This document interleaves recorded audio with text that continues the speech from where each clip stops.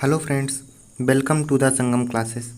दोस्तों, सामान्य अध्ययन की इस सीरीज को आगे बढ़ाते हुए आइए शुरुआत करते हैं और हम सब साथ मिलकर कुछ नया सीखते हैं। आइए दोस्तों, पहला क्वेश्चन देखा जाए। दिल्ली किस नदी के किनारे पर बसी हुई है? ऑप्शन बी सही हो जाएगा। दिल्ली यमुना नदी के किनारे पर बसी हुई है। क्वेश्चन पेपर में आपसे नदियों के किनारे स्थित प्रदेश व नदियों के किनारे स्थित शहर पूछ लिए जाते हैं। इस दृष्टि से यह क्वेश्चन इम्पॉर्टेंट हो जाता है। अगला क्वेश्चन देखते हैं। गुप्त वंश के किस शासक ने हूणों को परास्त किया? ऑप्शन ये सही हो जाएगा। स्कंदगुप्त ने हूणों को परास्त किया था। रिहंद बांध परियोजना किस राज्य में स्थित है? आपका उत्तर प्रदेश सही हो जाएगा। Option B Uttar Pradesh. रिहंद परियोजना भारत की एक प्रमुख नदी घाटी परियोजना है। इस परियोजना के अंतर्गत लगभग 30 लाख किलोवाट विद्युत उत्पन्न करने की क्षमता है। ऑप्शन बी सही हो जाएगा। उत्तर प्रदेश में स्थित है। निम्नलिखित में से कौन सी नदी विभ्रंश घाटी से होकर गुजरती है? ऑप्शन सी सही है। गोदावरी। गोदावरी नदी विभ्रंश घाटी से होकर गुजरती है। चौपाई के चारों चरणों में कितनी मात्राएं होती हैं? ऑप्शन सी सही हो जाएगा। 16 मात्राएं। यह बेसिकली हिंदी का क्वेश्चन है, लेकिन आपको जानकारी के लिए इसमें दे दिया गया है। चौपाई के चारों चरण में 16 मात्राएं होती हैं। अगला क्वेश्चन है, वज्र महाजनपद क्या था? वज्र महाजनपद गणतंत्रीय था। ऑप्शन बी सही हो जाएगा। गणतंत्रीय।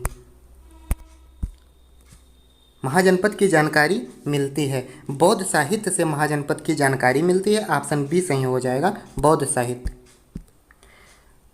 महरौली जो दिल्ली में स्थित है के लौह स्तंभ में से किस शासक के विषय में जानकारी मिलती है? तो विक्रमादित्य के विषय में जानकारी मिलती है। दिल्ली में जो महरौली स्थित है वहाँ पे जो लौह स्तंभ है उससे विक्रमादित्य के विषय में जानकारी मिलती है। किस गुप्त राजा को विक्रमादित्य के नाम से भी जाना जाता था? तो चंद्रगुप्त द्वितीय को चंद्रगुप्त विक्रमादित्य के नाम से भी जानते थे। ऑप्शन डी सही है। गुप्त वंश ने लगभग कितने वर्षों तक शासन किया? 300 वर्षों तक। गुप्त वंश ने लगभग 300 वर्षों तक शासन किया। ऑप्शन ये सही हो जाएगा। भारत ने पहले मानव रहित टैंक का क्या नाम था? भारत के पहले मानव रहित टैंक का क्या नाम था? तो यह मंत्रा था। MUNTRA मंत्रा। ऑप्शन बी सही हो जाएगा।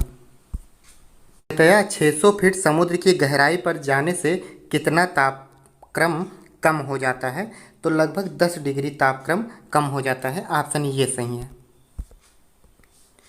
निम्न अक्षांश यानी अधिक वर्षा और उच्च अक्षांश यानी कम वर्षा, इसके तथ्य के पीछे क्या कारण हो सकता है?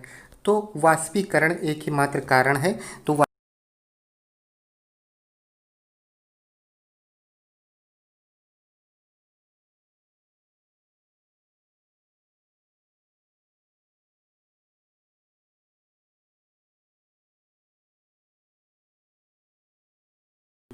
निम्न अक्षांश यानी भूमध्य रेखा के नज़दीक, उच्च अक्षांश यानी ध्रुवों के नज़दीक।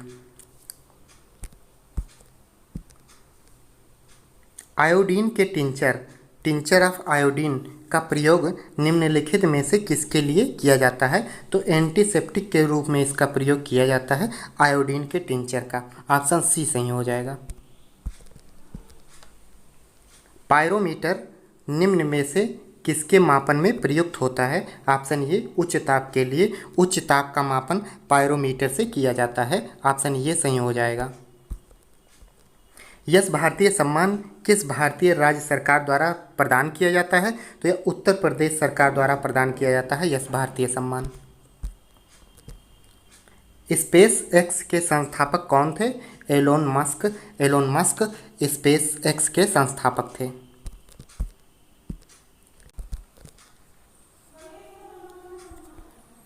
यंग इटली नामक संगठन किसने बनवाया? ऑप्शन सी सही हो जाएगा। मेजनी ने यंग इटली नामक संगठन बनवाया था। महान सम्राट अशोक किस वंश के थे? तो ये मौर्य वंश के थे। महान सम्राट अशोक मौर्य वंश के थे। ऑप्शन बी सही हो जाएगा। निम्न में से कौन सा राजा प्रायः जनता के संपर्क में रहता था? सम्राट अशोक थे, वो सीधे जनता के संपर्क में रहते थे। ऑप्शन बी सही हो जाएगा, अशोक। इटली के एकीकरण का पैगंबर किसे कहा जाता है? मेजनी को इटली के एकीकरण का पैगंबर कहा जाता है। ऑप्शन बी सही हो जाएगा।